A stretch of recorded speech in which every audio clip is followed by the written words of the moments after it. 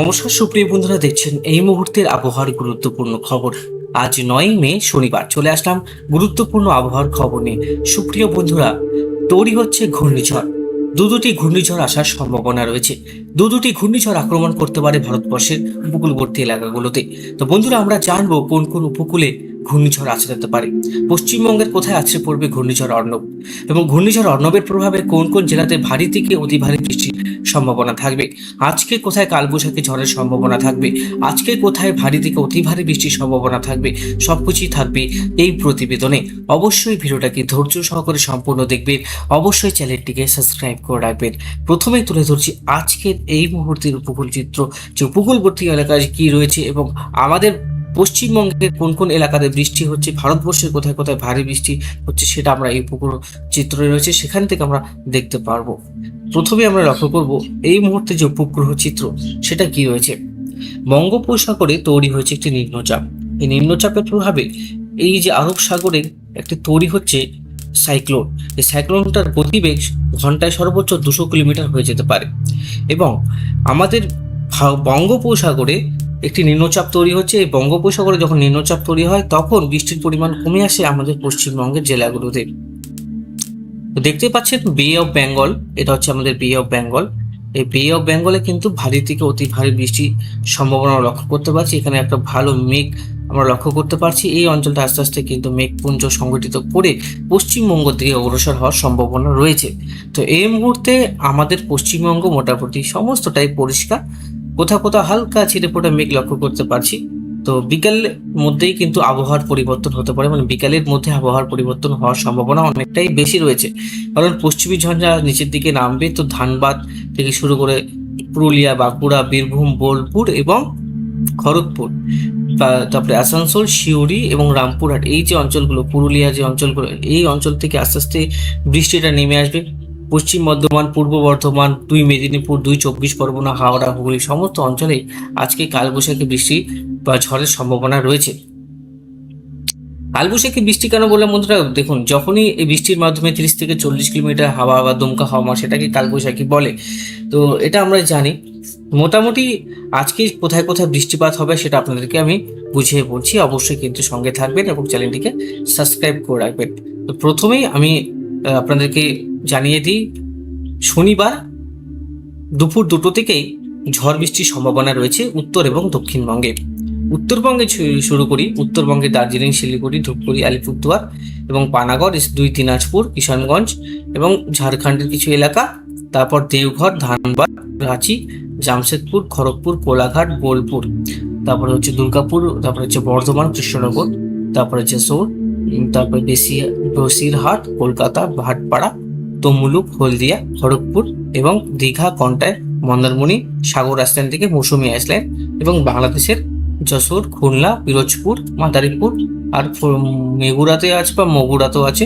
এই সমস্ত অঞ্চলে ভারী থেকে অতি ভারী বৃষ্টির সম্ভাবনা আমরা লক্ষ্য করতে পারছি। মানে দুপুর 2টো থেকে এই বৃষ্টি আসার সম্ভাবনা রয়েছে। আর কলকাতার দিকেও আজকে ভারী ঝড় বৃষ্টি হবে। চন্দ্রকোনা, তারপরে হচ্ছে খড়গপুর, চাকুলিয়া, জামশেদপুর, তমলুক, তারপরে হচ্ছে ভাটপাড়া, তারপরে হচ্ছে এদিকে ক্যানিং, বারুইপুর, ডায়মন্ড হারবার, তো মানে 2 মেদিনীপুর, 2 চব্বিশ পরগনা, হাওড়া, হুগলিতে থাকছে। দেওঘর, পুরুলিয়া, বাঁকুড়াতেও থাকছে। শনিবারে ভালো বৃষ্টি আমরা লক্ষ্য করতে পারছি।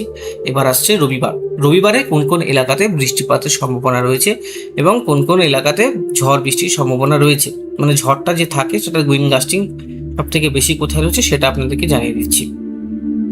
রবিবার গোটা পশ্চিমবঙ্গ জুড়েই ঝড় বৃষ্টির সম্ভাবনা। উত্তরবঙ্গে মূলত কম, কিন্তু দক্ষিণবঙ্গে ওই যে পশ্চিমের জেলাগুলো, পুরুলিয়া, বাঁকুড়া থেকে শুরু করে খড়গপুর, হলদিয়া, এই যে সমস্ত অঞ্চল, সেখানে কিন্তু ব্যাপক ঝড় বৃষ্টি আসার সম্ভাবনা রয়েছে আমরা লক্ষ্য করতে পারছি। রবিবারে নদিয়া ডিস্ট্রিক্টে ভারী বৃষ্টি এবং বর্ধমানের দিকে ভারী বৃষ্টি হওয়ার সম্ভাবনা রয়েছে। সোমবারে আমরা লক্ষ্য করতে পারছি, সোমবারে পশ্চিমী ঝঞ্ঝার প্রভাবে আবারও কলকাতায়, দক্ষিণবঙ্গ জুড়ে রবিবার, সোমবার ভারী বৃষ্টি থাকছে। মানে রবিবার, সোমবার পর্যন্ত বৃষ্টি থাকছে দক্ষিণবঙ্গে মোটামুটি ভালো। তার সঙ্গে দমকা ঝোড়ো হাওয়া থাকবে, সেটা 30 থেকে 40 কিলোমিটার প্রতি ঘন্টা। মঙ্গল এবং বুধবারে আমরা লক্ষ্য করতে পারছি উত্তরবঙ্গের দিকে একটু ভারী বৃষ্টির সম্ভাবনা রয়েছে। মঙ্গল মানে 12 তারিখ এবং 13 তারিখ মালদা এবং সমগ্র উত্তরবঙ্গে ভারী একটা বৃষ্টির আমরা সম্ভাবনা লক্ষ্য করতে পারছি।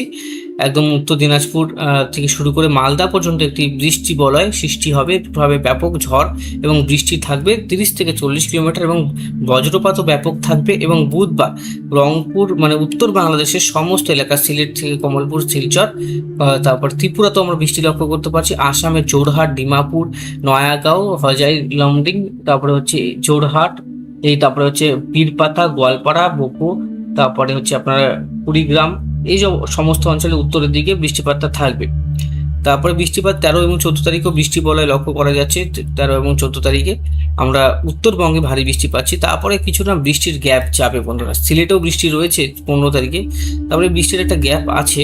সিলেটে তখন 15-16 তারিখে বৃষ্টি থাকবে, বৃষ্টির গ্যাপটা আমাদের উত্তরবঙ্গের দিকেও থাকছে, দক্ষিণবঙ্গের দিকেও থাকছে। সেটা আপনাদেরকে বলে দেবো কোন কোন ডেট আছে, সেটা আপনাদেরকে জানিয়ে দিচ্ছি বন্ধুরা। এটা খুব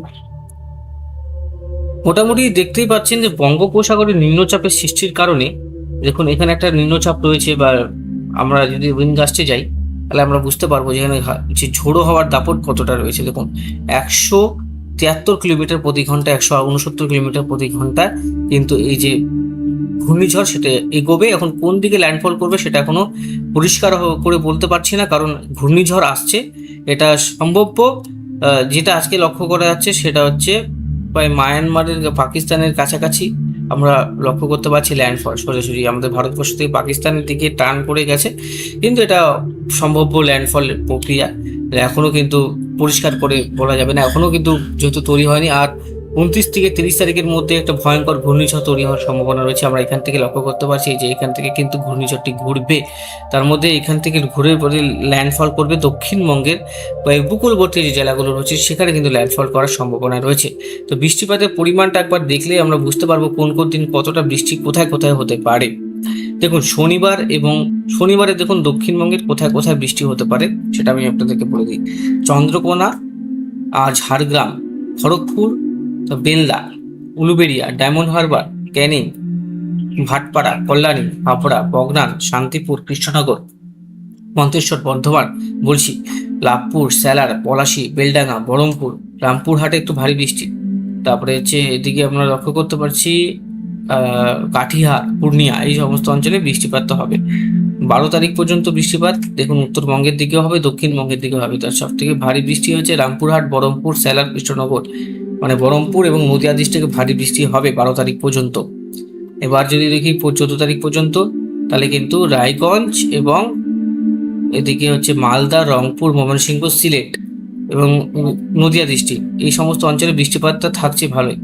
এদিকে 2 ইঞ্চি 3 ইঞ্চির কাছাকাছি বৃষ্টি আমরা লক্ষ্য করতে পারছি। রায়গঞ্জে বৃষ্টি রয়েছে, এদিকে উত্তরবঙ্গের দিকেও কিন্তু ভালো বৃষ্টি আমরা লক্ষ্য করতে পারছি। আগামী 23 তারিখ পর্যন্ত দেখুন এই যে অঞ্চলটা রয়েছে রংপুর, সিলেট, এখানে 20 ইঞ্চির কাছাকাছি বৃষ্টি। তার মানে ভাবছেন কত বৃষ্টি হওয়ার সম্ভাবনা রয়েছে এই যে অঞ্চলটাতে। রায়গঞ্জ এবং এই যে অঞ্চলটাতে রয়েছে এই অঞ্চলটাতে ভালো বৃষ্টি একটা সম্ভাবনা অক্ষরেখা সৃষ্টি হবে। এবার যদি আপনাদেরকে এটা মিলিমিটারে যদি সেটিং করি তাহলে কতটা হতে পারে, তাহলে দেখতে পাচ্ছেন প্রায় 400-500 মিলিমিটারের কাছাকাছি বৃষ্টি আমরা লক্ষ্য করতে পারছি।